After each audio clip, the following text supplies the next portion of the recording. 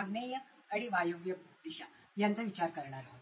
आता वायव्य जेव्हा उंच असते किंवा तिथे खूप मोठी बिल्डिंग असते किंवा डोंगर असतो किंवा मोठी टाकी असते आणि आग्नेयेकडे उतार असतो. आग्नेय ही अग्नीची दिशा आहे.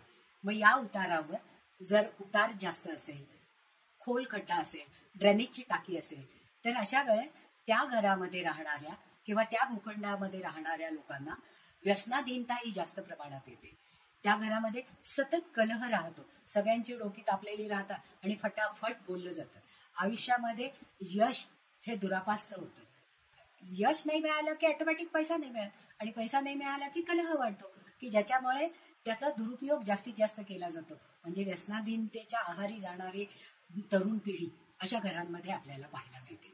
तर असा प्लॉट किंवा अशी जागा खरोखरच राहायला उत्तम आहे का असं आपण म्हणू शकतो का? नाही. आग्नेय आणि वायव्य दिशा